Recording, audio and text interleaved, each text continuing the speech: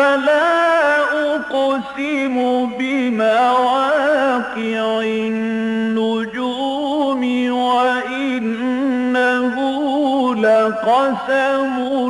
لو تعلمون عظيم إنه لقرآن كريم في كتاب مكنون لا يمسه إلا المطهرون تنزيل من رب العالمين.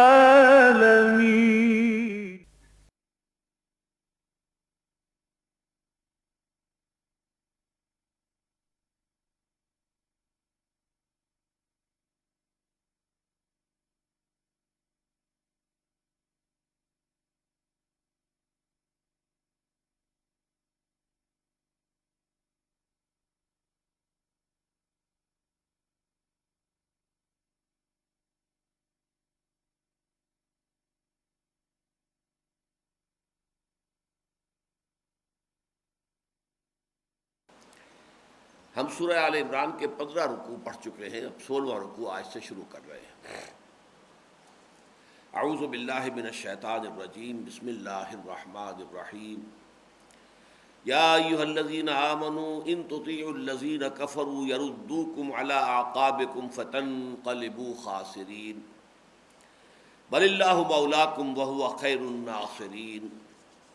سنلقی فی قلوب الذین کفروا الرعب بما اشرکوا باللہ ما لم ینزل به سلطانا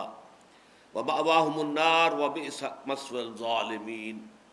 وَلَقَدْ صَدَقَكُمُ اللَّهُ وَعْدَهُ إِذْ تَحُسُّونَهُم بِإِذْنِهِ حَتَّى إِذَا فَشِلْتُمْ وَتَنَازَعْتُمْ فِي الْأَمْرِ وَعَصَيْتُم مِّن بَعْدِ مَا أَرَاكُم مَّا تُحِبُّونَ مِنكُم مَّن يُرِيدُ الدُّنْيَا وَمِنكُم مَّن يُرِيدُ الْآخِرَةَ ثُمَّ صَرَفَكُمْ عَنْهُمْ لِيَبْتَلِيَكُمْ وَلَقَدْ عَفَا عَنكُمْ وَاللَّهُ ذُو فَضْلٍ عَلَى الْمُؤْمِنِينَ۔ صدق اللہ العظیم۔ رب اشرح لي صدری ویسر لي امری واحلل عقدۃ من لسانی یفقہوا قولی۔ اللهم ربنا الہمنا رشدنا واعصمنا من شرور انفسنا، اللهم ارنا الحق حقا وارزقنا اتباعه وارنا الباطل باطلا وارزقنا اجتنابه، اللهم وفقنا لما تحب وترضى وتقبل منا فإنك خير المتقبلين، آمین یا رب العالمین۔ سورہ آل عمران کی ترتیب کے ضمن میں یہ بات تو اس ذہن میں تازہ کر لیجئے کہ اس کے 2 حصے ہیں تقریباً بالکل مساوی، پہلے 10 رکوع اور دوسرے 10 رکوع، اگرچہ آیات میں ایک کا فرق پڑ جاتا ہے کہ بجائے 100 آیات کے پہلے حصے میں 101 آیات ہیں، لہٰذا دوسرے میں 99 رہ گئی ہیں، 2 آیات کا فرق پڑ گیا۔ جو اس کا نصف آخر ہے، پچھلا نصف، اس کے پھر 3 حصے ہیں اور وہ بھی ورٹیکل ڈویژن ہے۔ تقریباً یہ 10 رکوع جو ہے ان کو یوں سمجھیے، پہلے 2 رکوع، پھر 6 رکوع، پھر 2 رکوع۔ ان میں سے پہلے 2 رکوعوں میں اہل کتاب کی جو دشمنی تھی اور جو ان کے اندر بغض بھرا ہوا تھا مسلمانوں کے خلاف، لیکن مسلمانوں میں اوس اور خزرج کے جو لوگ ان کے ساتھ پرانے مراسم رکھتے تھے اور وہ اپنی سادہ لوحی کی بنا پر وہ ان کے جو خبث باطن تھا اس کو نہیں سمجھ پاتے تھے، وہ ان کے زیر اثر آ جاتے تھے، تو 2 رکوع تقریباً اسی پر مشتمل ہے کہ مسلمانوں کو متنبہ کیا جائے کہ ان کی اس جو ظاہری طرز عمل ہے اسے دھوکہ نہ کھاؤ، بلکہ یہ کہ ان کے اندر جو چھپا ہوا خبث باطن ہے اور جو بغض ہے وہ در حقیقت جو ہے اس کو سمجھو اور ان کے معاملے میں محتاط روش اختیار کرو۔ اس کے بعد آخری 2 رکوع ہیں، وہ پھر یوں سمجھیے کہ ایک اس سورہ مبارکہ کے تکمیلی رکوع ہے، جن میں سے جو بالکل آخری رکوع ہے وہ تو نہایت جامع مقامات میں سے قرآن حکیم کے ان 11 آیات میں سے 6 آیات پر ہمارا منتخب نصاب کا جو ہے نہایت اہم درس جو ہے وہ مشتمل ہے۔ لیکن یہ کہ 19واں رکوع جو ہے وہ بھی بہت جامع اور بہت ہی بنیادی ہدایات پر مشتمل ہے۔ تو درمیان میں یہ 6 رکوع یا 60 آیات ہیں جو غزوہ بدر کے حالات، ان پر تبصرہ، اس سے پیدا شدہ جو نتائج اور اثرات تھے اس پر بحث اور تمہیز پر مشتمل ہے۔ ان میں سے یوں سمجھیے کہ 6 میں سے 3 رکوع ہم نے پڑھ لیے اور 3 ابھی باقی ہیں۔ گویا کہ غزوہ احد سے متعلق جو بحثیں ہیں قرآن مجید میں، اس کے ہم اس وقت بالکل وسط میں ہیں۔ اور یہاں پر آج جو رکوع ہم پڑھ رہے ہیں اس میں سب سے پہلے تبصرہ ہو رہا ہے کہ غزوہ احد کے جو حالات پیش آئے اس کی بنا پر کفار اور مشرکین کے حوصلے بہت بلند ہو گئے، اور اہل ایمان کے حوصلے یقیناً کچھ نہ کچھ متاثر ہوئے، پست ہوئے۔ ظاہر بات ہے کہ یہ حوصلوں کا پست ہو جانا جو ہے سب کے ساتھ یکساں نہیں تھا، لیکن یہ کہ جو بہت ہی راسخ الایمان تھے ان کے تو حوصلوں پر کوئی بھی قابل ذکر اثر نہیں پڑا، لیکن ایسے لوگ بھی تھے کہ جو اتنے پختہ، اتنے یقین نہیں تھے، تازہ تازہ ابھی ایمان لائے تھے، لہذا ان کے ہاں ابھی ایمان اس درجے راسخ نہیں ہوا تھا، تو وہ اس صورتحال سے کافی متاثر ہوئے، اور اس سے فائدہ اٹھانے کے لیے کفار نے اب بڑھ چڑھ کر باتیں بنانی شروع کی کہ دیکھ لیا تم نے، یہ کوئی معاملہ جو ہے دین کا نہیں ہے، یہ کوئی معاملہ اللہ تعالیٰ کی نصرت کا نہیں ہے۔ اگر بدر میں ہمیں شکست ہوئی تھی تو آج تمہیں شکست ہو گئی ہے۔ یہ تو معاملات جو ہیں حالات دنیاوی اور اس کے جو بھی واقعات دنیا کے ہوتے ہیں جس طریقے سے ظہور پذیر اسی طریقے سے ہو رہا ہے معاملہ، اور یہ کہ اب دیکھو تم نے جنگ جو بول لے لی ہے قریش کے ساتھ تو تم سمجھ لو کہ تم نے غلطی کی ہے، تم اپنی وہ پہلی فتح جو تھی غزوہ بدر کی اس سے دھوکہ نہ کھاؤ، آئندہ کے لیے دستکش ہو جاؤ، ہمت جو ہے وہ اب آئندہ دوبارہ کسی جنگ کے لیے تیار نہ رہنا۔ یہ جو صورتحال تھی اس سے آپ اندازہ کر سکتے ہیں کہ جو بیچارے نئے نئے ایمان لائے تھے، جن کے دلوں میں ابھی ایمان اس طریقے سے راسخ نہیں تھا، وہ کس درجے متاثر ہو رہے تھے اس سے۔ اصل میں وہ لوگ ہیں کہ جو ان آیات میں جو 3 آیات پہلی ہیں ان آیات میں سے، ان میں اصل مخاطب ہیں۔ قرآن مجید کو سمجھنے میں اصل میں اکثر و بیشتر مقامات پر ضرورت یہ ہوتی ہے کہ یہ سمجھے کہ اس آیت کا اصل مخاطب کون ہے۔ جیسے آپ کو معلوم ہے کہ منافقین سے خطاب ہوتا تو وہ بھی یا ایھا الذین آمنوا سے، اب اگر کوئی بات منافقین سے کہی جا رہی ہے لیکن یا ایھا الذین آمنوا کا جو عمومی خطاب ہے اس کی بنا پر ہم سمجھ بیٹھے خدا نہ خواستہ کہ یہ بات حضرت ابو بکر یا عمر یا عثمان یا علی یا طلحہ یا زبیر سے کی جا رہی ہے تو یہ ہماری بہت بڑی ٹھوکر ہوگی۔ تو اگرچہ خطاب کا تو صیغہ ایک ہی ہے، یا ایھا الذین آمنوا، راسخ الایمان لوگوں کے لیے بھی اور منافقین کے لیے بھی، اس لیے کہ وہ بھی ظاہر بات ہے کہ ایمان کے دعوے دار تو تھے۔ اس لحاظ سے آیات کا تعین کرنا کہ ان آیات کا رخ کدھر ہے، کس سے خطاب ہو رہا ہے، تو یہاں یہ سمجھ لیجئے کہ یہ جو آیات ہیں ان میں خطاب ان لوگوں سے ہو رہا ہے، ان مسلمانوں سے کہ جو کفار کے اس مخالفانہ پروپیگنڈے سے اثر قبول کر رہے تھے، ان کے دلوں میں جو ہے اب وہ ایک طرح کے وسوسے، انہوں نے اپنی چھاونیاں ڈال لی تھی کہ یہ معاملہ تو معلوم ہوتا ہے کہ ویسے جیسے دنیا کے دوسرے معاملات ہوتے ہیں، جیسا کہ آپ کو معلوم ہے کہ سورہ روم میں فرمایا گیا کہ الف لام میم غلبت الروم فی ادنی الارض وهم من بعد غلبہم سیغلبون۔ اسی زمانے میں یہ ہوا کہ 14 سال پہلے جو ہے وہ رومیوں کو بڑی عظیم شکست ہوئی، لیکن اس کے بعد جو ہے 9 سال کے بعد جو ہے مسلمانوں اس کو رومیوں کو فتح حاصل ہو گئی ایرانیوں پر۔ تو یہ تو تلک الایام نداولھا بین الناس، یہ اونچ نیچ تو لوگوں میں ہوتی رہتی ہے، اس سے یہ سمجھ لینا کہ کون حق پر ہے کون باطل پر ہے یہ کوئی صحیح انداز فکر نہیں ہے۔ وہ حضرات ہیں کہ جو ان آیات کے مخاطب ہیں۔ فرمایا یا ایھا الذین آمنوا، دیکھیے خطاب وہی ہے لیکن پھر سمجھ لیجئے کہ یہ راسخ العقیدہ اور راسخ الایمان لوگوں سے خطاب نہیں ہے۔ یا ایھا الذین آمنوا ان تطیعوا الذین کفروا، اگر تم کہنا مانو گے ان لوگوں کا کہ جنہوں نے کفر کی روش اختیار کی ہے۔ یہاں لفظ اطاعت کو سمجھ لیجئے، اطاعت جو ہے عام طور پر تو اس کا ترجمہ ہم کرتے ہیں کسی کی فرما برداری کرنا، کسی کی حکم برداری کرنا، کسی کے حکم پر عمل کر لینا، لیکن اطاعت کا جو اصل جو ہے اس کی روٹ ہے طوع، آمادگی۔ تو آمادگی جو ہے اس کا پہلا قدم یہ ہے کہ آمادگی کے ساتھ توجہ سے کسی کی بات سننا، کان لگا کر کسی کی بات سننا۔ یہ توجہ اور کان لگا کر کسی کی بات سننا بھی اطاعت ہے۔ پھر جو کچھ اس نے کہا ہے اس پر عمل کرنا، یہ اس اطاعت کی تعمیل ہے۔ لہذا یہ اس معنی میں اطاعت، جیسے کہ سورہ فرقان میں حضور سے فرمایا فَلَا تُطِعِ الْكَافِرِينَ وَجَاهِدْهُمْ بِهِ جِهَادًا كَبِيرًا۔ اب ظاہر بات ہے کہ یہاں اطاعت کے معنی وہ نہیں ہو سکتے کہ آپ ان کافروں کی اطاعت قبول نہ کیجئے، ان کا کہنا نہ مانیے، بلکہ یہ کہ آپ ان کی باتوں پر توجہ بھی نہ دیجئے، دھیان بھی نہ دیجئے، یہ جو بکواس کر رہے ہیں کرتے رہنے دیجئے، اس سے کوئی فرق واقع نہیں ہوگا. فلا تطع الکافرین وجاہدہم بہ جہادا کبیرا، آپ تو اپنی طرف سے اس قرآن مجید کے ذریعے سے ان کے خلاف جہاد کبیر کرتے چلے جائیے، ان کی باتوں سے کوئی اثر قبول نہ کیجیے. بالکل اسی معنی میں یہ لفظ یہاں آیا ہے کہ اگر تم باتیں سنو گے توجہ سے اور غور سے، اور پھر یہ سننا بھی اس طور سے ہو کہ آپ کہنے والے کو سمجھتے ہو کہ شاید مخلص ہے،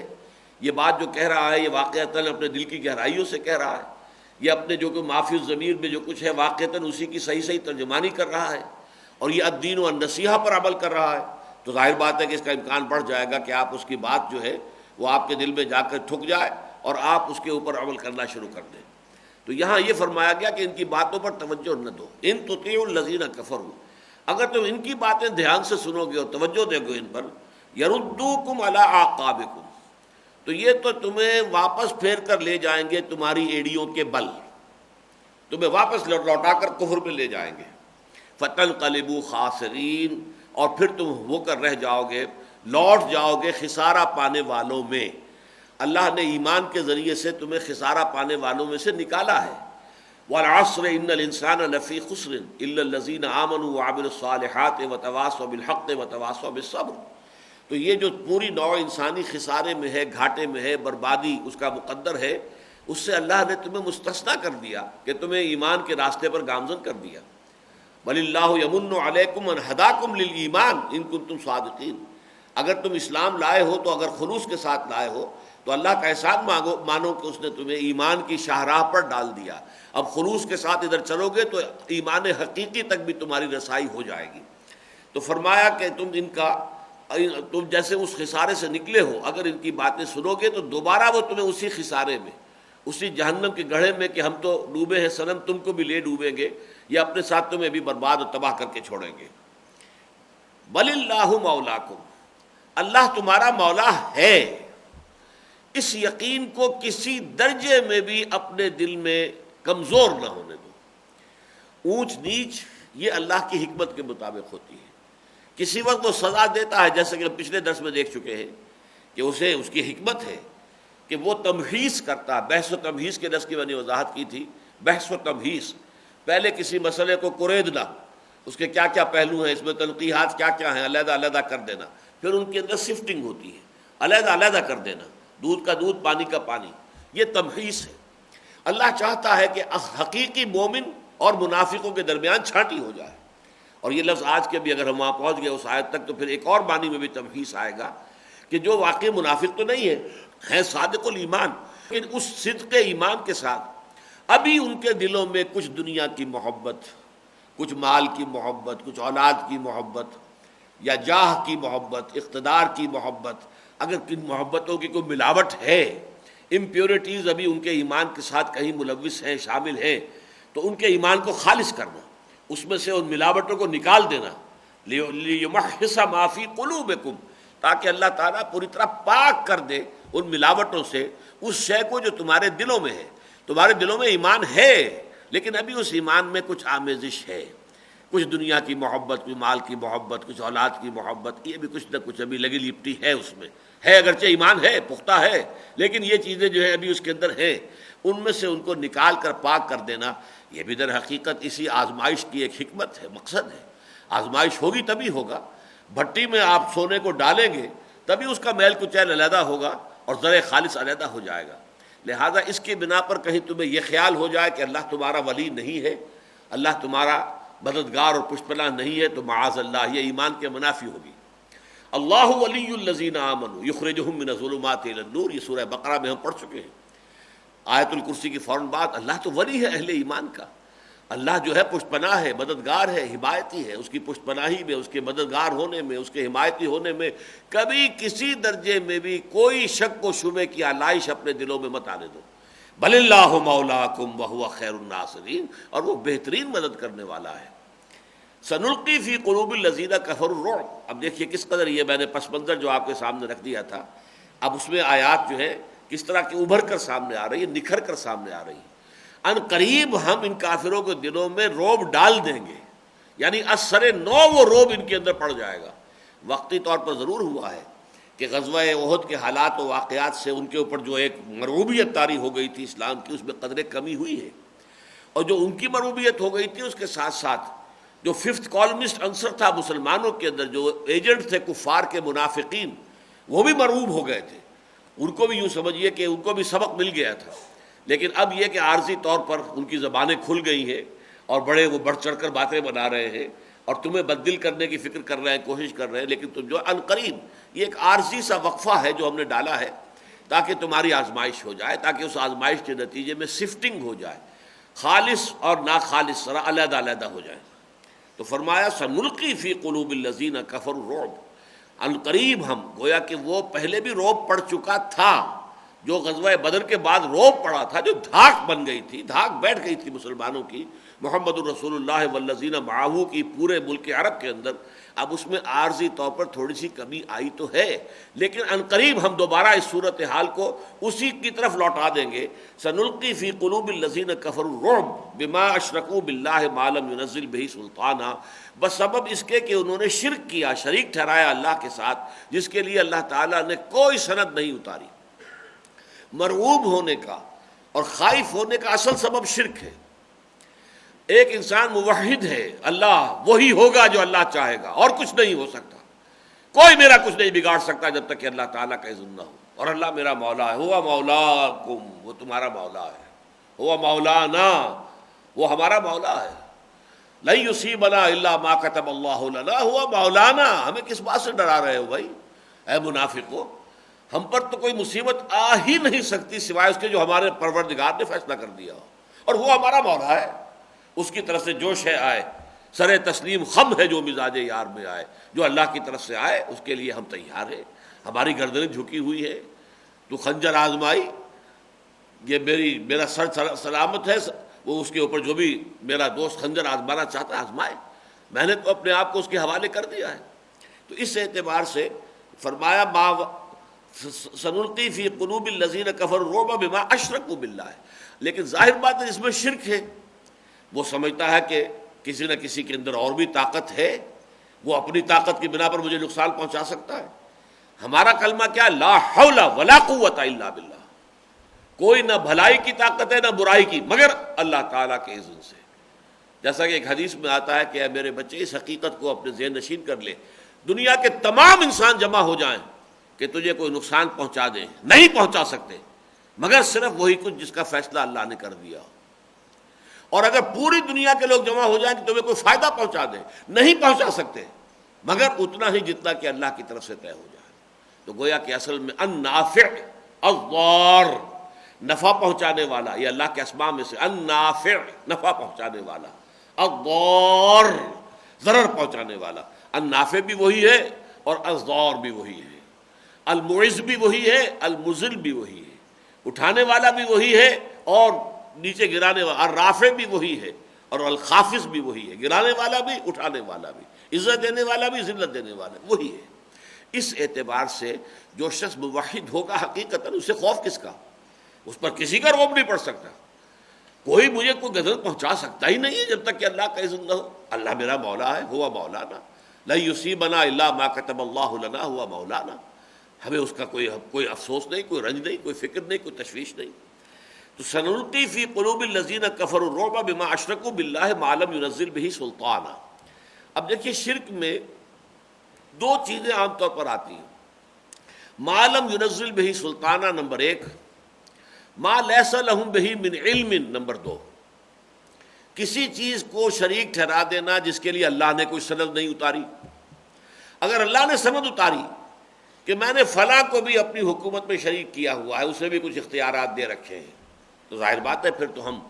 اللہ کے ماننے والے ہیں، تو اللہ کی اس حکم کو بھی مانیں گے. جیسے کہ حضور سے کہلوایا گیا ہے قل ان کان للرحمن عبد ولد فانا اول العابدین. اگر رحمان کا واقعی کوئی بیٹا ہوتا تو سب سے پہلے عبادت میں کرتا. جب میں ہمتاً عبادت جو ہے بن گیا ہوں اللہ کے لیے، اللہ کی بندگی میں نے اپنے آپ کو ہمتاً دے دیا ہے، تو اگر رحمان کا کوئی بیٹا ہوتا تو میں کیوں نہ اس کی بندگی کرتا. لیکن کوئی بیٹا نہیں ہے، کوئی بیٹی نہیں ہے. اسی طریقے سے اللہ نے کسی اور کے لیے سند اتار دی ہوتی تو یقیناً ہم اس کے لیے بھی، اگر اللہ نے کچھ حقوق رکھے تھے وہ حقوق ادا کرتے. کہ ٹھیک ہے 4 نمازیں میرے لیے پڑھ لیا کرو، ایک 5ویں نماز اس کے لیے پڑھ لیا کرو، لیکن نہیں، اللہ نے تو معلم ینزل بہ سلطانہ، اس نے کسی کے لیے کوئی سند، کوئی سلطان کوئی اتاری ہی نہیں۔ اور ما لیس لکم بہ من علم، دوسری بات جس کے لیے تمہارے پاس علم میں، تمہاری عقل میں، تمہاری دلیل میں کہیں کوئی بنیاد ہو۔ اس کائنات میں توحید تو سمجھیے کہ چپے چپے پر لکھی ہوئی ہے کہ ایک ہی کنٹرول ہے، یہ پوری کائنات کا کسی ایک ہی مرکز سے کنٹرول ہو رہا ہے، کسی ایک ہی ذہن کی ساری سکیم ہے جس پر کہ یہ کائنات چل رہی ہے۔ یہاں کسی سنویت کا، کسی تثلیث کا، کسی شرک کا کوئی امکان نظر آتا ہی نہیں۔ عقل جو ہے ماننے پر مجبور ہے توحید کو۔ فرق صرف یہ ہے آج ہوتے ہوتے انسان توحید خالص کی طرف جا رہا ہے، یہ آپ سمجھ لیجئے۔ فرق صرف کیا ہے، وہ توحید اللہ کے ماننے کے لیے نہیں ہے، بلکہ وہ توحید پہلے مادے کو بنا دیا گیا، خدا مادہ ہی ہے اصل میں شے، انڈسٹرکٹیبل ہے، یہ ختم ہونے والا ہے ہی نہیں، یہ ایور لاسٹنگ ہے، ہمیشہ سے ہے اور ہمیشہ رہے گا۔ اب یہ کہ مادے کی تحلیل ہو گئی انرجیز میں، پہلے کا 4 بیسک فورسز ہیں اس کائنات کے اندر۔ اب یہ گویا کہ پولیتھیزم سمجھ لیجئے، polytheism of the essential forces, basic forces, energies. اس کے بعد آیا نہیں 3 ہے، 3 کے بعد 2.5 ہے، 2.5 کے بعد 2 ہے، ہوتے ہوتے اب 1 پر آ جائے گا، بس ایک ہی انرجی ہے کہ اسے وہ انرجی کہیں گے۔ اس انرجی کے لیے پھر وہ اوصاف نہیں ہوں گے، وہ اس کے نام نہیں ہوں گے، وہ اس کی صفات نہیں ہوگی، جو کہ 99 نام اللہ تعالیٰ کے ہمیں اللہ تعالیٰ نے بتا دیے قرآن اور حدیث کے ذریعے سے۔ لیکن یہ توحید تک تو پہنچ گئے نا، ایک تک تو پہنچ گئے۔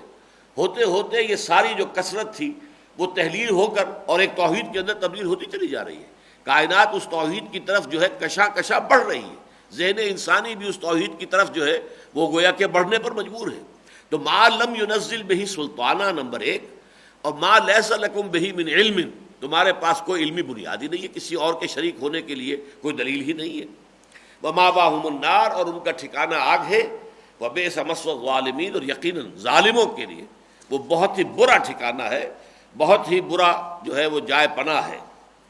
اب اگلی جو آیت آ رہی ہے 152، یہ ذرا طویل بھی ہے، اور یہ یوں سمجھیے کہ اس پوری بحث کا لب لباب ہے، تو اس کے ایک ایک لفظ پر پوری توجہ سے غور کیجیے۔ وَلَقَدْ صَدَقَكُمُ اللَّهُ وَعْدَهُ، سب سے پہلے تو اللہ تعالیٰ نے کہا کہ اے مسلمانوں، تم جو وساوس میں مبتلا ہو رہے ہو، دیکھو تم پہلے تو یہ الزام ہمیں نہیں دے سکتے کہ ہم نے تم سے جو وعدہ کیا تھا وہ غلط ثابت ہوا۔ ہم نے وعدہ کیا تھا کہ مدد بھیجیں گے، ہم نے وعدہ کیا تھا کہ تمہاری جو ہے وہ فتح ہوگی، تو وَلَقَدْ صَدَقَكُمُ اللَّهُ وَعْدَهُ، اللہ نے تم سے اپنے کیے ہوئے وعدے کو سچا کر دیا تھا، تمہیں فوری فتح نصیب ہو گئی تھی۔ جیسا کہ میں آپ کو ابتدا میں بتا چکا ہوں کہ جب باقاعدہ جو جنگ شروع ہوئی ہے تو سب سے پہلے جو علم بردار تھا، جو جھنڈا جس کے ہاتھ میں تھا کفار کا، وہ میدان میں آیا ہے، اور یہ اصل میں گھرانہ کہلاتا ہے بنو عبد الدار، یہ قریش کا علم بردار تھا، بنو عبد الدار، جھنڈا ان کے پاس رہتا تھا۔ غزوہ بدر میں بھی جھنڈا انہی کے کسی فرد کے ہاتھ میں تھا، لیکن اس سے کچھ کمزوری ظاہر ہوئی تھی جس کی وجہ سے وہ جھنڈا جلدی گر گیا تھا۔ تو ابو سفیان جو اب کمانڈر بن کے آئے تھے اس وقت لشکر کفار کے، انہوں نے ذرا ان کے غیرت کو للکارنے کے لیے کہا دیکھو بھائی، اس جھنڈے کا اگر تم نے وہی معاملہ کرنا ہے جو تمہارے ایک آدمی نے کیا تھا غزوہ بدر میں، تو بہتر ہے ابھی تم معذرت کر لو، ہم کسی اور کو جھنڈا پکڑا دیتے ہیں۔ تو اس پر انہوں نے جو ان کا سردار تھا طلحہ بن ابی طلحہ عبدری، انہوں نے نہیں، ہم اس جھنڈے کے اوپر اپنی جانیں نچھاور کر کے دکھا دیں گے تمہیں، جھنڈا ہمارے ہاتھ میں ہوگا۔ لہذا اس نے اپنے اسی تانے کو سامنے رکھتے ہوئے سب سے پہلے میدان جنگ میں وہ آیا۔ جیسے غزوہ بدر میں سب سے پہلے عتبہ ابن ربیعہ میدان میں اترا تھا۔ کیوں اترا تھا؟ کہ ایک رات پہلے ابو جہل نے اسے تانا دے دیا تھا کہ معلوم ہوتا ہے عتبہ تم جو آ کر صلح کی بات کر رہے ہو کہ ہم تو آئے تھے یہاں بدر میں اپنے قافلے کی حفاظت کے لیے، قافلہ تو ہمارا نکل کے پہنچ چکا اور ہمیں پیغام مل چکا ابو سفیان کا کہ قافلہ لے کر میں نکل آیا ہوں، اب کیا ضرورت ہے کہ جو ہے خونریزی کی جائے۔ لیکن ابو جہل ڈٹا ہوا تھا، تو اس نے تانا دیا، ہاں عتبہ معلوم ہوتا ہے کہ اب سامنے اپنے بیٹے کو دیکھ کر تمہارے اوپر بزدلی طاری ہو گئی، اس لیے کہ حذیفہ ابن عتبہ جو ہے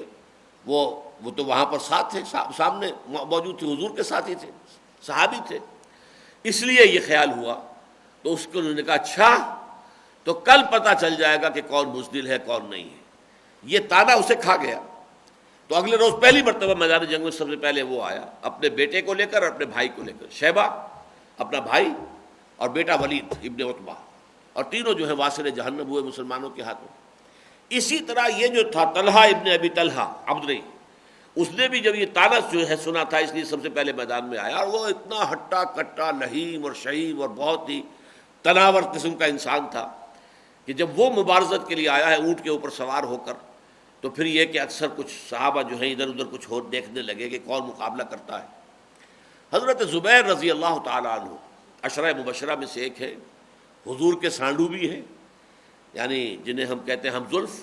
حضرت عائشہ حضور کے نکاح میں ہے، تو حضرت اسماء جو ہیں وہ حضرت زبیر کے نکاح میں ہیں، دونوں بہنیں ہیں، ابو بکر کی بیٹیاں ہیں رضی اللہ تعالیٰ عنہم اجمعین۔ وہ انہوں نے جست لگائی ہے، آؤ دیکھا نہ تاؤ، ایک چھلانگ لگا کر سیدھے اونٹ کے اوپر جا کر پہنچ گئے، اور وہاں ایک ہاتھ سے ایک بازو میں گردن اس کی لے کر اور نیچے چھلانگ لگائی، اور نیچے اتر کر اس کو ذبح کر دیا جیسے کہ جانور کو ذبح کیا جاتا ہے۔ حالانکہ وہ کہلاتا تھا کبش القتیبہ، کہ یہ تو لشکر کا میڈا ہے، میڈا، وہ میڈا اس طرح ذبح ہو گیا۔ لیکن اس کے بعد یکے بعد دیگرے 9 افراد بنو عبد الدار کے جو ہے وہ میدان میں آئے، جھنڈا اٹھایا اور وہ مارا گیا، پھر جھنڈا اٹھایا مارا گیا، جھنڈا اٹھایا مارا گیا،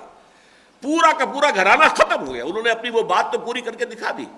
کہ ہم سب کے سب اپنے اس جھنڈے کے اوپر جان نچھاور کر دیں گے، لیکن اس سے بڑا خوف طاری ہو گیا مسلمانوں پر کہ ہمارا یہ جو کبش تھا وہ بھی گیا، اس کے ساتھ 8 اور چلے گئے، جھنڈا اب سنبھالنے والا کوئی نہیں رہا ہے، لہذا ان کے اندر بھگدڑ مچ گئی۔ اس بھگدڑ کا اللہ تعالیٰ یہاں نقشہ کھینچ رہے ہیں کہ وَلَقَدْ صَدَقَكُمُ اللَّهُ وَعْدَهُ، اللہ نے تو تم سے اپنا وعدہ پورا کر دیا تھا، اِسْتَحُسُّونَهُم بِإِذْنِهِ، جبکہ تم ان کا قلا قما کر رہے تھے اللہ کے اذن سے، اللہ کی اجازت سے۔ یہ تحسون جو ہے اس کی میں نے آج تحقیق کی، عام طور پر تو یہ ہے کہ جو عربی کے جو مصادر آتے ہیں، ثلاثی مجرد میں جو آتے ہیں، اگر اسی سے پھر باب افعال میں آتا تو سلب ماخذ ہوتا ہے، سلب ماخذ، فلس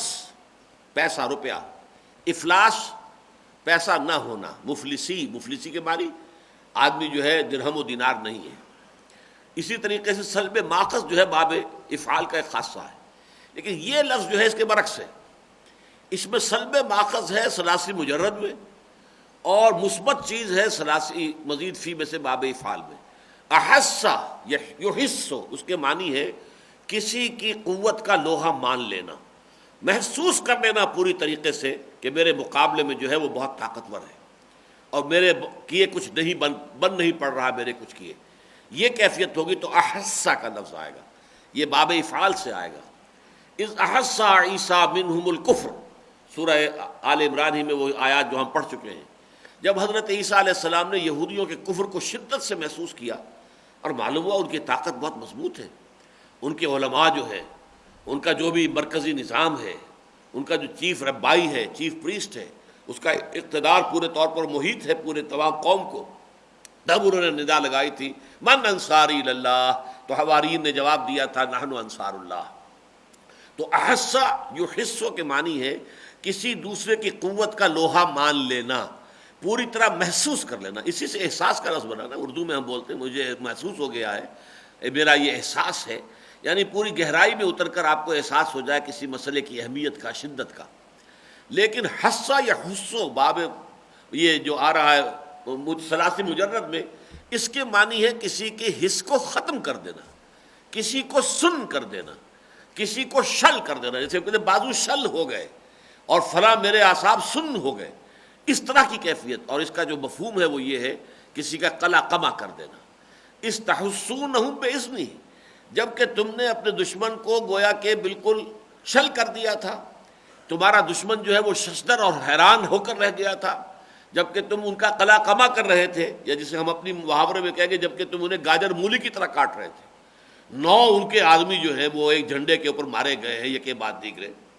تو وَلَقَدْ صَدَقَكُمُ اللَّهُ وَعْدَهُ إِذْ تَحُسُّونَهُم بِإِذْنِهِ حَتَّىٰ إِذَا فَشِلْتُمْ وَتَنَازَعْتُمْ فِي الْأَمْرِ وَعَصَيْتُمْ مِن بَعْدِ مَا أَرَاكُم مَّا تُحِبُّونَ، یہاں تک کہ جب تم ڈھیلے پڑے اور تم نے معاملے میں اختلاف کیا اور تم نے نافرمانی کی اس کے بعد کہ جب کہ اللہ نے تمہیں وہ چیز دکھا دی جو تمہیں محبوب ہے۔ یہ 3 الفاظ بڑے اہم ہیں، اور ان کی عام طور پر جو تعویل ہوتی ہے، عام طور پر تقریباً تمام تفاسیر میں آپ دیکھیں گے میری رائے چونکہ کچھ اس سے مختلف ہے، اس لیے میں ذرا وضاحت سے بیان کروں گا۔ پہلے لفظ سمجھ لیجیے، فشل کہتے ہیں کسی چیز کے ڈھیلے پڑ جانے کو۔ چنانچہ یہ لفظ اگرچہ مناسب محسوس نہیں ہوتا، لیکن نامردی کو کہتے ہیں، وہ صرف ڈھیلا ہو، ظاہر بات ہے نامردی ہوگی، تو نامردی ترجمہ بھی بعض اوقات کیا گیا، یہاں تک کہ تم نے نامردی دکھائی، حتیٰ اذا فشلتم، یہاں تک کہ جب تم نے نامردی کی، تو فشل کا لفظ جو ہے نامردی کے لیے آتا ہے، لیکن اس کا اصل مفہوم کیا؟ ڈھیلا ہو جانا۔ اور میرے نزدیک یہاں مراد ہے نظم کا ڈھیلا ہو جانا۔ جیسے آپ کو معلوم ہے کہ ملٹری میں ایک ہوتا ہے کوشن، اٹینشن، اب آپ کو معلوم ہے کہ تمام اعصاب تنے ہوئے اور پوری طریقے سے انسان متوجہ ہے کہ اب نیکسٹ آرڈر کیا ملتا ہے۔ ایک ہوتا ہے اسٹینڈ ایٹ ایز، ڈھیلے ہو گئے، اب وہ جو ہے پاؤں بھی ذرا ایک دوسرے سے دور کر دیے اور پیچھے جو ہے ہاتھ بھی کو باندھ لیے، جو بھی کر لیا، اب وہ تناؤ نہیں ہے، تو یہ گویا کہ فشل ہے۔ تو جب کہ تم نے نظم کو ڈھیلا کیا، سب اطاعت، اس لیے کہ جماعتی زندگی کی تو اصل روح، اصل جان سب اطاعت ہے، اگر یہ نہیں ہے تو جماعت کیا ہوئی؟ پھر تو یہ موب ہے۔ جیسے اقبال نے کہا ہے کہ عید آزادہ شکوہ ملک و دین، اور عید محکومہ ہجوم مومنی، ہجوم ہے، گرو امبو ہے، ایک ہجوم ہے، اس ہجوم سے کسی خیر کی توقع نہیں ہو سکتی۔ وہی ہجوم کسی نظم کا پابند ہو جائے اور کسی ایک لیڈر کا حکم ماننے والا ہو، وہ ایک بہت بڑی طاقت بن جائے گا۔ اسی کو کہا ہے حفیظ نے، کیا پابند نئے نالے کو میں نے، یہ طرز خاص ہے ایجاد میری۔ آواز اگر بے ہنگم ہے، شور ہو رہا ہے، تو ہر ایک کو برا لگتا ہے، انسان کی سماعت کے اوپر جو ہے وہ گراں گزرنے والی بات ہے۔ وہی آواز ایک خاص انداز میں ڈھل جائے، اس کی سر تال بن گئی ہو، وہی ہے کہ کس قدر انسان کے لیے سرور کا باعث بن جائے۔ اسی کا نام موسیقی ہے، اسی کا نام غنا ہے، وہی آواز ہی تو ہے، لیکن وہ آواز ایک سانچے پہ ڈھل گئی ہے، وہ در حقیقت ایک نظم کی پابند ہو گئی ہے۔ اس میں یہ سر اسی طرح چلے گا، اس سے ادھر ادھر ہو گیا تو آپ کہتے ہیں بے سرا ہو گیا، یہ تو بات ہی ختم ہو گئی،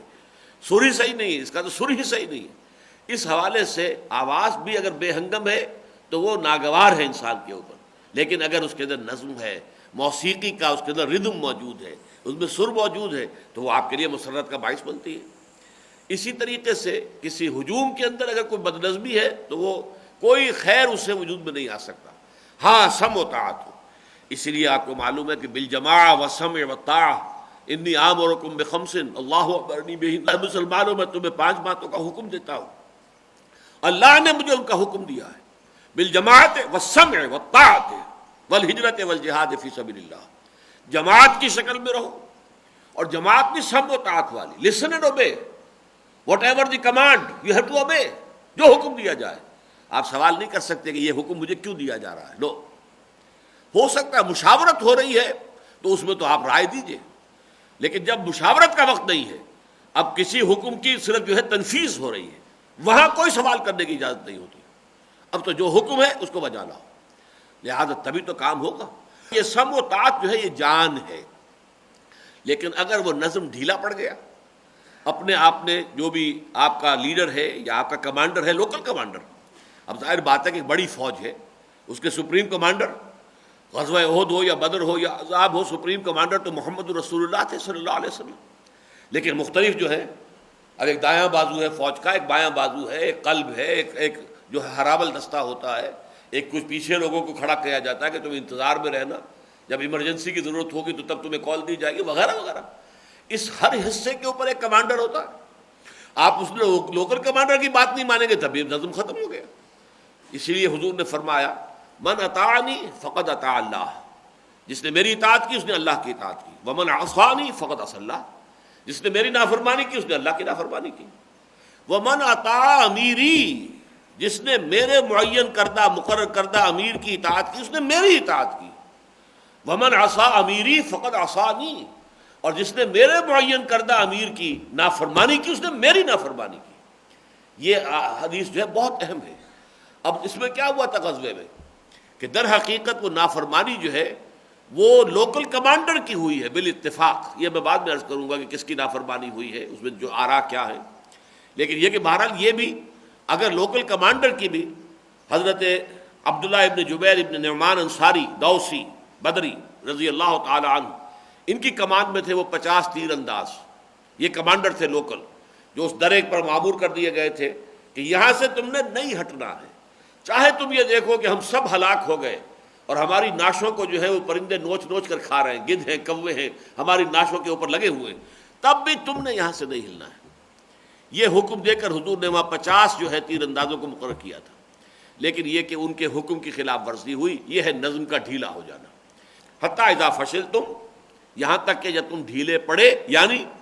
تم نے نظم کو ڈھیلا کر دیا، سم و تعاف کی بات جو ہے اس کو ترک کیا، وَتَنَازَعْتُمْ فِي الْأَمْرِ، اور معاملے میں تم نے تنازع کیا۔ تنازع کیا ہے؟ نزع کہتے ہیں کھینچنے کو، نزع، عالم نزع کیا ہے؟ جبکہ جان کھینچ رہی ہوتی ہے، فرشتہ جو ہے اخرجوا انفسکم، نکالو اپنی جانیں، تو جان کھینچتی ہے انسان کے وجود میں سے، نزع۔ لیکن باب جب تفاعل میں آئے گا، تفاعل اور مفاعلہ جو ہے یہ ایک دوسرے کے بہت قریب ہیں، تو اس میں ہوتا ہے کہ آپ ادھر کھینچ رہے ہیں، وہ ادھر کھینچ رہے ہیں، رسہ کشی ہو رہی ہے۔ رسہ کشی جو ہے در حقیقت وہ تنازع ہے، تنازع بھی اور منازعت بھی، منازعت مفاعلہ، تنازع تفاعل، ان دونوں کا جو حاصل ہے یہ کہ دو گروہ یا دو افراد ایک دوسرے کے مقابلے میں، تم ادھر کھینچ رہے ہو، ادھر کھینچ رہے ہو۔ تنازع کیا ہوا؟ تنازع یہ ہوا کہ کچھ لوگوں نے یہ کہا کہ اب تو فتح ہو گئی، اب وہ حکم حضور کا ختم ہوا۔ کمانڈر نے اور کچھ اور لوگوں نے ان سے کہا کہ نہیں، تم غلط کہہ رہے ہو، حضور نے جو حکم دیا تھا وہ اپنی جگہ پر، مت ہلو یہاں سے۔ کہ نہیں، حضور نے تو جو فرمایا تھا وہ شکست کی صورت میں فرمایا تھا کہ اگر ہم سب کے سب ہلاک ہو جائیں، تم دیکھو کہ ہماری لاشوں کو گدھ اور کوے جو ہے وہ نوچ نوچ کر کھا رہے، تب بھی تم یہاں سے نہیں۔ اب تو صورتحال مختلف ہو گئی ہے، یہ ہے تنازع۔ ایک کی رائے وہی تھی کہ حضور کے حکم کے اوپر قائم رہا جائے چاہے کچھ بھی ہو جائے، اور حضور نے جو حکم دیا ہے اور اس کے حکم کو ایگزیکیوٹ کرنے والے آن دی اسپاٹ۔ اگر معاملہ یہ ہوتا کہ حضرت عبداللہ ابن جبیر کی رائے بھی وہی ہو جاتی تو معاملہ ذرا مختلف ہوتا، لیکن جو لوکل کمانڈر ہیں وہ ڈٹے ہوئے ہیں اور وہ پکار رہے ہیں کہ مت ہلو یہاں سے، لیکن 35 یا 40 افراد وہاں سے ہل کے چلے گئے۔ لہذا پھر ایک ہی جو ہے غار، جو خالد ابن ولید اپنے 200 یعنی اسٹرینگتھ جو تھی ان کے رسالے کی، 200 ہارس اسٹرانگ کیولری، اس کے ساتھ جب ٹوٹ کر گرے ہیں ایک دفعہ، ظاہر بات ہے 10 تیر انداز 10 کو مار دیں گے، کتنوں کو ماریں گے؟ لیکن وہاں تو ظاہر بات ہے کہ ایک ریلا چڑھا آ رہا ہے، سیلاب آ رہا ہے، وہ 10 کے 10 شہید ہو گئے۔ اور پھر باقی جو ہے پیچھے سے جب وہ تو اپنے آرام سے سمجھ رہے تھے کہ ہمیں تو بس مال غنیمت جمع کرنا ہے، اور جن کو بھی ہم پکڑ کر قیدی بنا لیں، قیدی بنانا ہے، وہ تو ڈھیلے تو پڑ ہی چکے تھے مسلمان فتح کے بعد۔ ان پر اچانک جو بپتا آئی ہے تو پھر جو صورتحال ہوئی وہ قیامت صغریٰ سے کم نہیں تھی کہ 70 صحابہ شہید ہو گئے، حضور مجروح ہوئے، حضور کے قتل ہو جانے کی، شہید ہو جانے کی خبریں بھی اڑ گئیں، بہت سے لوگوں کے حوصلے جواب دے گئے، بہت سے لوگ جو ہے میدان چھوڑ کر بھاگ بھی گئے۔ یہ ساری جو بدترین صورتیں ہیں یہ سب کی سب پیدا ہوئی ہیں غزوہ احد کے دوران۔ لیکن اللہ تعالیٰ یہاں فرما رہے کہ وَلَقَدْ صَدَقَكُمُ اللَّهُ وَعْدَهُ، تم ہمیں کوئی دوش نہیں دے سکتے، کوئی دوش تم ہمیں نہیں دے سکتے، ہم سے کوئی شکایت نہیں کر سکتے، ہم سے تمہارا کوئی گلہ نہیں ہے، اس لیے کہ ہم نے اپنا وعدہ پورا کر دیا تھا۔ اللہ نے تو تم سے مسلمانوں اپنا وعدہ سچا کر دیا تھا، اِذْ تَحُسُّونَهُم بِإِذْنِهِ، جبکہ تم ان کو گاجر مولی کی طرح کاٹ رہے تھے اللہ کے اذن سے، اللہ کے حکم سے۔ حتی اذا فشلتم، یہاں تک کہ جب تم ڈھیلے پڑے، تم نے نظم کو ڈھیلا کر دیا، وتنازعتم فی الامر، اور ایک معاملے میں تنازع اور منازعت کی شکل اختیار کی، وعصیتم من بعد ما اراکم ما تحبون، اور تم نے نافرمانی کی۔ اب یہاں سوال پیدا ہوتا ہے نافرمانی کس کی؟ میرا موقف یہ ہے کہ حضور کی نافرمانی نہیں ہے، حضور کے قول کی تو تعویل ہوئی ہے، اور تعویل جہاں دونوں جگہ ممکن ہو تو اس میں الزام نہیں آتا۔ اس کی ایک مثال ہے، 2 سال کے بعد جو غزوہ پیش آنے والا تھا، غزوہ احزاب، اس موقع پر بھی حضور کے قول کی تعویل میں 2 گروہوں کا اختلاف ہوا۔ جب غزوہ احزاب میں جو فوجیں چلی گئیں اور مسلمانوں نے اپنے ہتھیار کھولنے شروع کر دیے، تو حضور نے بھی اپنے ہتھیار جب کھول رہے تھے، حضرت جبرائیل آ گئے کہ حضور آپ اپنے ہتھیار کھول رہے ہیں، ہم نے تو اپنے ہتھیار ابھی نہیں اتارے، ابھی تو بنو قریظہ کو مزہ چکھانا ہے ان کی غداری کا، آپ فوراً حملہ کیجئے بنو قریظہ پر۔ تو حضور فوراً جو ہے نکلے اور مسلمانوں کو حکم دے دیا کہ کوئی مسلمان عصر کی نماز نہ پڑھے مگر بنو قریظہ کے جو ان کی گڑھی ہے وہاں پہنچ کر، یعنی اس میں حکم کی تاکید تھی اس درجے میں کہ عصر کی نماز نہ پڑھے وہاں پہنچے بغیر، یعنی عصر سے پہلے پہلے ہر مسلمان کو بنو قریظہ کے قلعے پر پہنچ جانا چاہیے۔ اب بعض مسلمان ایسے تھے جنہیں کوئی کسی بنا عذر کوئی مجبوری ہوئی، تاخیر ہو گئی، اب عصر کا وقت آ گیا درمیان میں، بعض لوگوں کا خیال ہوا کہ یہ جو عصر جو ہے ہماری ضائع ہو جائے گی، انہوں نے کہا چاہا کہ نماز پڑھ لیں، دوسروں کا نہیں، کچھ بھی ہو جائے، نماز ضائع ہو یا نماز ہو، حضور کا جو حکم ہے ہمیں اس کے اوپر ڈٹے رہنا ہے، ہم نے نماز نہیں پڑھنی یہاں، ہم تو جا کر وہیں پر نماز پڑھیں گے، چاہے قضا پڑھیں، چاہے دیر سے ہو جائے، کچھ بھی ہو جائے۔ اب یہ ایک انٹرپریٹیشن کا فرق ہوا کہ کچھ لوگوں نے کہا کہ حضور نے یہ بات تو اس لیے کہی تھی نا تاکہ ہم جلدی کریں، عجلت کریں، پہنچیں، عصر کے وقت تک لازماً پہنچ جائیں۔ تو جو اصل علت ہے، کسی حکم کا اصل مقصد ہے، اس کو سمجھنا چاہیے، بجائے اس کے کہ آپ اس کے جو لغوی اور لفظی جو مفہوم ہے اس کے اوپر ڈٹے رہے۔ لیکن ایک کی رائے تھی نہیں، ہمیں تو اس کی جو تعویل جو ہے وہ نہیں کرنی ہے، بلکہ جیسا کہا ہے لٹرل، بالکل لفظی جو ہے حکم کی پابندی کرنی ہے۔ اچھا، جنگ کے بعد جب سب کو فتح حاصل ہو گئی اور بنو قریظہ میں تو مقابلے کی تاب تھی ہی نہیں، انہوں نے سرنڈر کر دیا، بعد میں یہ معاملہ حضور کے سامنے بیان کیا گیا، حضور نے کہا دونوں نے ٹھیک کیا، کسی کی بھی آپ نے نفی نہیں کی۔ جنہوں نے نماز پڑھ لی یہ نہیں کہا کہ تم نے میرے حکم کی خلاف ورزی کی، اور جنہوں نے نماز کو جو ہے مؤخر کر دیا ان کو بھی یہ نہیں کہا کہ میرے حکم کا مطلب یہ نہیں تھا تمہیں نماز پڑھ لینی چاہیے تھی، بلکہ آپ نے کہا دونوں نے ٹھیک کیا۔ تو انٹرپریٹیشن کا جہاں تک معاملہ ہوتا ہے اس کی تو گویا کہ دونوں طرف کا امکان ہوتا ہے، یہی معاملہ ہے جس کو ہم کہتے ہیں کہ مجتہد جو ہوتا ہے، کوئی ایک نیا مسئلہ پیش آ گیا ہے جس سے پہلے نہیں تھا، نہ قرآن میں کوئی حکم موجود ہے نہ حدیث میں ہے، نئی صورت سامنے سے آ گئی ہے، اب اپنا سا لوگ زور لگا رہے ہیں، اپنی صلاحیت، اپنی ذہانت، اپنی کوشش کر رہے ہیں اپنی سی کہ کیا حکم ہونا چاہیے اس سچویشن میں۔ تو چاہے کوئی صحیح رائے پر پہنچ گیا ہو چاہے غلط رائے پر پہنچا ہو، دونوں کے لیے ثواب ہے۔ اگرچہ جو مصیب ہے، جو صحیح رائے تک جو پہنچ گیا اس کے لیے دوہرا اجر ہے، جو مجتہد مخطی ہے، مجتہد مصیب، مجتہد مخطی، اجتہاد اس نے بھی کیا اور پورے زور شور سے کیا، پورے اہتمام سے کیا، شد و مت سے کیا، اپنی پوری صلاحیت لگا کے اجتہاد کیا، اب وہ صحیح رائے تک پہنچ گیا، دوہرا اجر۔ اس نے بھی اجتہاد کیا اور پوری طرح خلوص نیت کے ساتھ شریعت کے حکم کو معلوم کرنے کی کوشش کی، لیکن غلطی سے صحیح رائے تک نہیں پہنچے، ان کے لیے بھی ثواب ہے، لیکن اکیلا ثواب۔ تو مجتہد مخطی ہو یا مجتہد مصیب ہو، دونوں کے لیے ثواب ہے، اگرچہ مصیب کے لیے دوہرا اور مخطی کے لیے اکیلا۔ تو معاملہ اصل میں یہ تھا کہ اگر یہاں تنازع جو ہے وہ نہ ہوتا اور کسی غلط تعویل پر سب جمع ہو گئے ہوتے تو اس میں یہ ہے کہ کم سے کم اس میں ہم یہ نہیں کہہ سکتے تھے کہ انہوں نے ایک نافرمانی کی ہے کسی کی، اس لیے کہ وہ تو ایک تعویل کی گنجائش تو موجود تھی، تعویل ادھر بھی ہو سکتی ہے، تعویل ادھر بھی ہو سکتی ہے، اجتہاد میں خطا بھی ہو سکتا ہے اور اجتہاد جو ہے صحیح رائے تک بھی پہنچ سکتا ہے۔ لیکن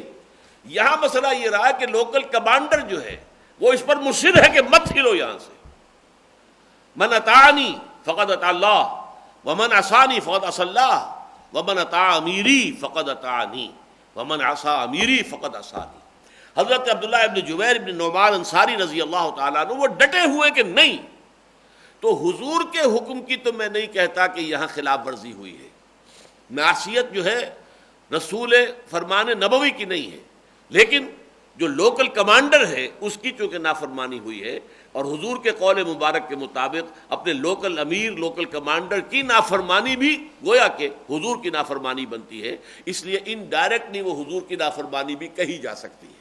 لیکن میں یہ نہیں سمجھتا کہ جان بوجھ کر ان صحابہ میں سے کوئی بھی حضور کی نافرمانی کا کوئی جو ہے وہ کوئی ارادہ رکھ سکتا ہو اور سوچ سکتا ہو۔ من بعد ما اراکم ما تحبون میں بھی عام طور پر لوگوں کی رائے یہ ہے، اس کے بعد جب کہ ہم نے تمہیں وہ چیز دکھا دی جو تمہیں محبوب ہے، عام طور پر رائے یہ ہے کہ اس سے مراد مال غنیمت ہے۔ میں بھی اس کی بالکل قطعی نفی تو نہیں کر سکتا، پچھلے درس میں نے عرض کیا تھا کہ یہاں جو سود کی حرمت کا حکم آیا، سود در سود، سود مرکب کا، وہ ہم پڑھ چکے ہیں پچھلے درس میں، تو اس کی جو ہے اس نظم میں سیاق و سباق سے اس سے معلوم ہوتا ہے کہ کچھ نہ کچھ وہ بات شامل تھی، مال کی محبت کسی درجے میں۔ لیکن میرے نزدیک تعویل دوسری جو ہے وہ قرآن مجید میں القرآن یفسر بعضہ بعضا کا جو اصول ہے اس کی روح سے وہ بہت زیادہ قوی ہے، اور اس سے مراد فتح ہے۔ من بعد ما اراکم ما تحبون، اس کے بعد کہ تمہیں اللہ نے وہ شے دکھا دی جو تمہیں محبوب ہے، یعنی فتح دکھا دی تمہیں۔ اب فتح کا معاملہ یہ ہوتا ہے کہ یہ گویا کہ جنگ کے اندر مقصود ہوتا ہے، ہر شے کی ایک مقصود ہے، مقصود حقیقی تو اللہ کی رضا ہے، لیکن یہ کہ اس جنگ کا مقصود تو دشمن کو شکست دینا اور خود فتح حاصل کرنا ہے۔ اور یہ ایک انسان کی فطری کمزوری ہے کہ جب انسان اپنے مقصود پر پہنچ جاتا ہے تو وہ ڈھیلا پڑ جاتا ہے، پھر فشل جو ہے اس کا فطری نتیجہ ہے۔ جب تک منزل تک نہیں پہنچے آپ پوری طریقے سے آپ کی ہمت جو ہے اور آپ کی عزیمت جو ہے برقرار ہے، چلتے جا رہے ہیں۔ ابھی آپ 10 میل اور بھی چلیں تو شاید تکان کا احساس نہ ہو، لیکن اگر معلوم ہے بس پہنچ گئے، اب پہنچا ہی چاہتے ہیں منزل پر، تو تکان کا احساس شروع ہو جائے گا، اس لیے کہ اب تو گویا کہ منزل آ گئی۔ وہ جو جگر کا بڑا پیارا شعر ہے، جو ذوق سفر جو شوق طلب کچھ اور ہمیں منظور نہیں، اے عشق بتا اب کیا ہوگا کہتے ہیں کہ منزل دور نہیں۔ منزل پر پہنچ گئے تو ہمارا عمل ختم، ہم تو چاہتے ہیں عمل جاری رہے، محنت جاری رہے، جد و جہد جاری رہے، لہذا منزل مقصود پر جا کر تو عمل ختم ہو جائے گا۔ تو جو ذوق سفر جو شوق طلب کچھ اور ہمیں منظور نہیں، اے عشق بتا اب کیا ہوگا کہتے ہیں کہ منزل دور نہیں۔ تو یہ منزل جو فتح تھی جو انسانوں کو پسند ہے، اور میرے پاس اس کی دلیل یہ ہے کہ یہاں مراد مال غنیمت نہیں ہے بلکہ فتح ہے، وہ سورہ صف کی آیت ہے۔ سورہ صف میں اللہ کی راہ میں جہاد کرنے کے جو نتائج بیان کیے گئے ہیں وہ 3 تو ہیں نتائج۔ یغفر لکم ذنوبکم نمبر 1، وَيُدْخِلْكُمْ جَنَّاتٍ تَجْرِی مِن تحتہا الْأَنْہَارُ وَمَسَاکِنَ طَیِّبَةً فِی جَنَّاتِ عَدْنٍ ذَلِکَ الْفَوْزُ الْعَظِیم، یہی ہے بہت بڑی کامیابی۔ بریکٹ بند ہو گئی ہے یہاں،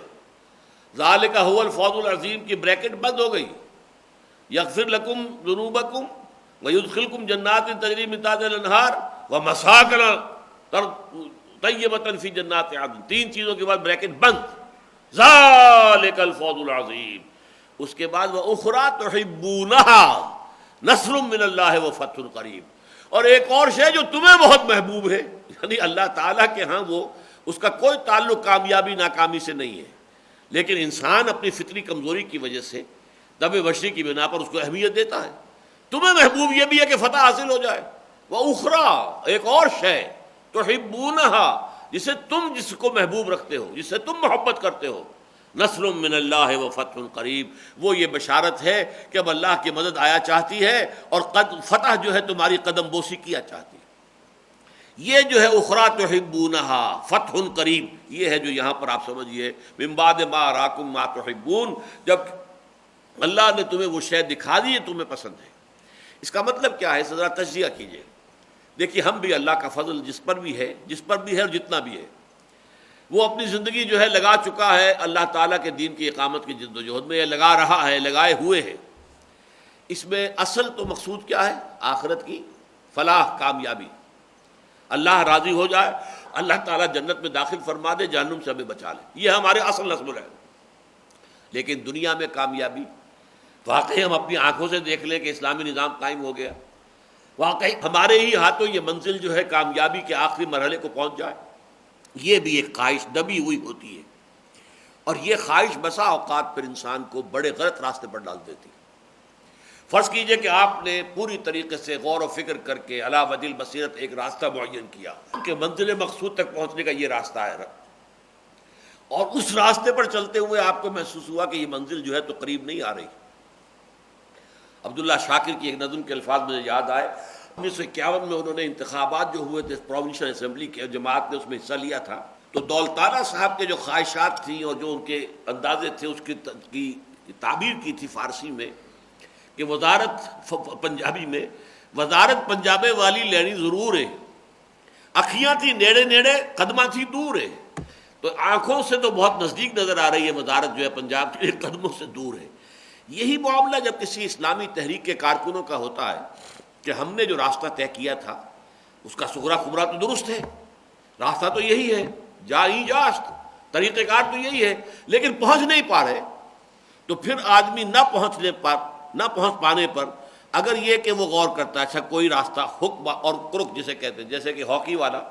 یا فٹ بال والا اپنی گیند کو لے کر چلتا ہے تو دائیں بائیں ادھر سے ادھر ادھر سے ادھر، تو یہ جو کیری اوور کرنا ہوتا ہے تو یہ ہے کہ بائی ہک اور بائی کرک، بائیں طرف سے کسی طریقے سے میں پہنچوں، اور یہ شے منزل کو کھوٹی کر دینے والی ہے۔ اس اعتبار سے یہ بہت ہی نازک، بہت اہم اور بہت ہی سمجھیے کہ لطیف نقطہ ہے جس کو سمجھ لینا چاہیے۔ فتح و شکست بالکل ذہناً فارغ ہونا چاہیے، فتح ہو شکست ہو کوئی پرواہ نہیں، ہمیں اپنا فرض ادا کرنا، بس اللہ اللہ خیر سے۔ ہماری کامیابی یہ ہے کہ جو کچھ اللہ نے ہمیں دیا ہے جو توانائی، جو قوت، جو صلاحیت، جو ذہانت، جو کچھ دیا ہے، مال، دولت، اولاد، جو کچھ دیا ہے اللہ نے، اسے اس راستے میں لگا دے بس۔ کامیابی وہ چاہے تو ہو جائے، صحیح ہے، اچھا ہے، یہ بونس ہے، ہمارا حقیقی مقصود نہیں ہے، ہماری اصل اجرت یہ نہیں ہے، اصل اجرت اللہ کے ہاں ہے۔ وَإِنَّ اللَّهَ عِندَهُ أَجْرٌ عَظِيمٌ، اجر عظیم تو اس کے پاس ہے۔ یہ دنیا میں فتح ہو جانا اس کا کوئی اس سے تعلق نہیں ہے۔ یہ نقطہ تحریک اسلامی اور جو بھی اقامت دین کی جد و جہد کے لیے کسی راستے پر وہ چلنا شروع کرتا ہے، اس کے لیے لازم ہے سمجھ لینا، اور یہ مقام اس کے اعتبار سے یہ اور سورہ صف کا وہ مقام کہ وہاں پہلے تو یا ایھا الذین آمنوا هل ادلکم علی تجارۃ تنجیکم من عذاب الیم تؤمنون باللہ ورسولہ وتجاہدون فی سبیل اللہ باموالکم وانفسکم ذالکم خیر لکم ان کنتم تعلمون۔ اب اس خیر کی شرح کی، یغفر لکم ذنوبکم نمبر 1، یدخلکم جنات تجری من تحتها الانہار نمبر 2، ومساکن طیبۃ فی جنات عدن نمبر 3، بریکٹ ختم، ذالک الفوز العظیم۔ اس بریکٹ کے باہر ہے، اب یہ ایڈیشنل ہے، یہ بونس ہے، یہ ایڈیشنل شے ہے۔ وَأُخْرَىٰ تُحِبُّونَهَا، ایک اور شے جو تمہیں بہت پسند ہے، تم بربنائے طبع بشری پسند کرتے ہو کہ فتح ہو جائے، تو لو سن لو، اب تمہیں یہ ہم نوید جاں فضا بھی دے رہے ہیں کہ اب اللہ کی مدد آیا چاہتی ہے، یو ہیو کوالیفائڈ۔ یہ غزوہ احزاب کے بعد نازل ہوئی ہے یہ سورہ صف جو ہے، اور غزوہ احزاب کے موقع پر جو ہے در حقیقت یوں سمجھیے کہ من حیث الجماعت صحابہ کرام نے ثابت کر دیا تھا اپنے ایمان پر اپنی ثابت قدمی کو۔ رجال صدقوا ما عاهدوا الله علیہ فمنهم قضى نحبه ومنهم من ينتظر۔ تو یہ جو صورت ہو چکی تھی غزوہ احزاب میں، اس کے بعد یہ خوشخبری دے دی گئی، وبشر المومنین، اے نبی اہل ایمان کو بشارت دے دیجئے کہ نصر من اللہ وفتح قریب۔ اس کی روشنی میں اس کو پڑھیے۔ تو اب سنیے دوبارہ اس آیت کا ترجمہ، وَلَقَدْ صَدَقَكُمُ اللَّهُ وَعْدَهُ۔ اور دیکھو مسلمانوں، تم ہمیں کوئی دوش نہیں دے سکتے، ہم سے گلہ شکوہ نہیں کر سکتے، کوئی احتجاج نہیں کر سکتے، ہم نے تم سے اپنا وعدہ پورا کر دیا تھا۔ اِذْ تَحُسُّونَهُم بِإِذْنِهِ، جبکہ تم نے اپنے دشمن کو شل کر دیا تھا، جبکہ اس کو بے حس کر دیا تھا، اس کے اندر اب کوئی قوت مقاومت نہیں رہی تھی، جبکہ تم ان کا قلا قبا کر رہے تھے۔ حتی اذا فشلتم، یہاں تک کہ جب تم ڈھیلے پڑے، وتنازعتم فی الامر، اور امر کے معاملے میں تم نے تنازع کیا، تم نے اختلاف کیا، رسہ کشی کی، ایک دلیل کے مقابلے میں دوسری دلیل، وعصیتم، اور تم نے نافرمانی کی۔ وہ نافرمانی اپنے لوکل کمانڈر کے جو سرحد کے ساتھ کی، اور اسی میں گویا کہ مضمر ہے کہ بالواسطہ رسول کی بھی نافرمانی ہو گئی، چاہے نیتاً جو ہے وہ تمہارے پیش نظر رسول کی نافرمانی کرنا نہ ہو، نتیجے کے اعتبار سے ہو گئی کہ من اطاع امیری فقد اطاعنی ومن عصا امیری فقد عصانی۔ من بعد ما اراکم ما تحبون، اس کے بعد کہ تمہیں وہ شے دکھا دی اللہ نے جو تمہیں محبوب ہے، یعنی فتح حاصل ہو گئی، تم ڈھیلے پڑ گئے، اور ڈھیلا پڑنا جو ہے وہ فطری بات میں بیان کر چکا ہوں، منزل کے قریب پہنچ کر اعصاب جو ہے ڈھیلے پڑتے ہیں، تکان جو ہے وہ اس کا احساس شروع ہو جاتا ہے۔ اگر ابھی وہ منزل 10 میل اور آپ کو چلنا تھی تو ابھی تکان کا احساس نہ ہوتا، لیکن اب چونکہ معلوم ہے کہ بس اب چند قدم کے بعد منزل آیا چاہتی ہے، تو پھر یہ کہ تکان کا احساس شروع ہو جائے گا، پھر آدمی ڈھیلا پڑ جاتا ہے۔ یہ انسان کی فطری کمزوری ہے۔ منکم من یرید الدنیا و منکم من یرید الآخرہ، تم میں سے وہ بھی ہے کہ جو دنیا کے طالب ہیں، اور تم میں سے وہ بھی ہے کہ جو واقعتاً آخرت ہی کے طالب ہیں۔ اب اس کے بھی دو مفہوم ہوں گے، اگر تو وہ تعویل ہو جو اکثر لوگوں نے لی ہے تو مراد ہے دولت، تم میں سے وہ لوگ بھی ہیں جو دولت کے، مال غنیمت کے حریص ہیں۔ جنگ کا ایک جو ہے نتیجہ یہ بھی نکلتا ہے، اس لیے اس کو نفل کہا گیا، انفال، سورہ انفال جو ہے آپ کو معلوم ہے کہ اس میں مال غنیمت کو انفال کہا گیا۔ نفل شے ہوتی ہے جو اصل سے زائد ہو۔ نماز 4 فرض جو ہے وہ تو آپ کے لیے فرض ہیں، لیکن یہ کہ آپ نے اس کے علاوہ جو ہے 4 سنتیں بھی پڑھی ہیں یا 2 سنتیں بعد میں پڑھی ہیں، یہ نفل ہے، یہ اضافی ہے۔ تو انفال جنگ میں اصل شے جو مطلوب ہوتی ہے وہ فتح ہے، لیکن اس کے ساتھ ہی جو شے مل جاتی ہے وہ مال غنیمت ہے، وہ انفال ہے۔ تو اس اعتبار سے جو انفال یا مال غنیمت یا دولت، منکم من یرید الدنیا، تم میں سے وہ بھی ہیں کہ جن کے اندر ابھی ان چیزوں کی جو ہے وہ بہت محبت موجود ہے دلوں کے اندر، وہ منکم من یرید الآخرہ، اور تم میں سے ایسے بھی ہیں کہ جو سوائے آخرت کا کچھ نہیں چاہتے، وہ صرف آخرت کے طالب ہیں۔ ان کا ارادہ، ان کا مقصود و مطلوب صرف آخرت ہے۔ میں جو تعویل کر رہا ہوں اس کے اعتبار سے کیا ہوگا، تم میں سے کچھ لوگ وہ ہیں جو دنیاوی کامیابی کو زیادہ اہمیت دیتے ہیں، اور کچھ لوگ وہ ہیں کہ جن کے سامنے صرف آخرت کی نجات ہے۔ اور اصل میں وہ لوگ صحیح معنی میں لوگ وہی ہیں کہ جو صرف آخرت کی نجات کو اپنا مقصود و مطلوب بنائیں۔ دنیاوی کامیابی حاصل ہو جائے فبہا، نور علی نور، بونس ہے ہمارے رب کی طرف سے، نہیں ہوتی تو ہمیں کوئی تشویش نہیں۔ ہمیں اپنا فرض ادا کرنا ہے، ہماری ذمہ داری، ہماری کامیابی یہ ہے کہ آخری سانس تک اپنا فرض ادا کرتے چلے جاؤ۔ کہیں بھی ڈھیلے پڑ گئے، اس سے پہلے اب نئی کام نہیں بن رہا ہے، نتیجہ کوئی نکل نہیں رہا ہے، لہذا بیٹھ جاؤ ہاتھ پہ ہاتھ، نہیں۔ یا اس سے بھی برعکس، اس سے بھی بری شکل کہ اگر سیدھی انگلیوں گھی نہیں نکل رہا ہے تو ٹیڑھی انگلیاں کر کے گھی نکالو، نہیں، بائی ہک اور بائی کروک۔ یہ بہت سی تنظیمیں اور جماعتیں اسی وجہ سے ہلاک ہوئی، برباد ہوئی، اور بہت سی قیمتی مساعی جو بہت ہی مخلص کارکنوں کی مساعی تھی، ان کی بھاگ دوڑ، ان کی محنت، ان کا مال، ان کا وقت خرچ ہوا، وہ ضائع ہو گئے، اس لیے کہ قیادت جو ہے اس کے اندر وہ استقامت نہیں تھی کہ جو صحیح راستہ ہے اس پر قائم رہنا ہے۔ کامیابی ناکامی سے ہمیں کوئی بحث نہیں، لیکن اگر کسی درجے میں دنیاوی کامیابی بھی مطلوب اور مقصود کے درجے میں آ گئی تو ظاہر بات ہے لیڈر کا اعصاب جواب دینے شروع ہو جائیں گے، خاص طور پہ جب وہ دیکھے کہ میری عمر تو اب 70 برس ہو گئی، مجھے تو کوئی کامیابی نظر نہیں آ رہی۔ میں خود اپنے اوپر رکھ کر کہہ رہا ہوں، میں 70 برس کا ہوں، 70واں برس میرا اب شروع ہو جائے گا، تو گویا کہ آدمی سمجھے کہ میرا تو بس شام زندگی آ گئی، زندگی کی جو ہے اب رات قریب ہے، موت والی رات جو ہے، لیکن یہ کہ نتیجہ تو کہیں نہیں نکلا۔ آئی ایم نو ویئر، میں تو کہیں نہیں پہنچا، کہیں میں امیر المومنین نہیں بنا، کہیں میرا جو ہے وہ حکومت قائم نہیں ہوئی، کوئی کامیابی نہیں ہوئی۔ تو اس سے اگر اعصاب ڈھیلے پڑ جائیں، یا پھر آدمی اس کی وجہ سے کوئی غلط راستہ سوچے۔ ایک ہے کہ آدمی دیانتاً یہ سمجھے کہ اچھا میں دیکھوں صغرا کبرا جوڑوں، مجھ سے کوئی غلطی تو نہیں ہوئی ہے، یہ بات اپنی جگہ پر ہے، آخری لمحے تک ہمیں سوچنا چاہیے۔ لیکن اگر وہ بات دلیل کی بنیاد پر نہیں ہے بلکہ صرف اس بددلی کی بنیاد پر ہے تو وہی در حقیقت تبھی موت ہو جاتی اس تحریک کی۔ ثم صرفکم عنہم لیبتلیکم، اب دیکھیے بڑا پیارا انداز ہے، پھر اللہ نے تمہارا رخ پھیر دیا ان کی طرف سے تاکہ تمہیں آزمائے۔ یعنی پہلے تو اب دشمن بھاگ رہا ہے اور مسلمان پیچھا کر رہے ہیں، اب مسلمانوں کو پیچھے مڑنا پڑا کہ یہ پیچھے سے کیا مصیبت آ گئی ہے۔ یہ جو خالد ابن ولید کا جو ہے وہ رسالہ آیا ہے، ٹوٹ پڑا ہے، تو گویا کہ رخ پھیر دیا، اب ہم نے تمہارا رخ ان کی جانب سے پھیر دیا، لیبتلیکم، تاکہ تمہیں آزمائے۔ اب حالت ایسی لائے کہ دیکھیں اب تم میں سے کون ثابت قدم رہتا ہے سختیوں میں بھی۔ اس سے پہلے جو ہے شاید ہم وہ آیت پڑھ چکے ہیں، وَلَقَدْ تَمَنُّونَ الْمَوْتَ مِن قَبْلِ أَن تَلْقَوْهُ، اس سے پہلے تو تم بہت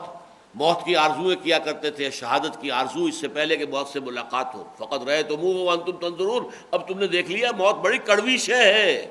موت ایسی کوئی میٹھی شے نہیں ہے، تم نے دیکھ لیا۔ آنکھوں میں آنکھیں ڈال کر جب موت کا صاف سامنا ہوا ہے تو فرمایا ثم صرفکم عنہم لیبتلیکم وَلَقَدْ عَفَا عَنْکُمْ، اور اللہ تمہیں معاف فرما چکا ہے۔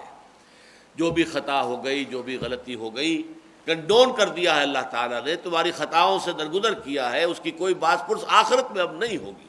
یوں سمجھیے ایمنسٹی کا بہت بڑا اعلان ہے، خطا ہوا ہے، خطا ہو گئی ہے، غلطی ہو گئی ہے، لیکن سمجھ لو کہ کیا غلطی ہوئی، کیوں ہوئی،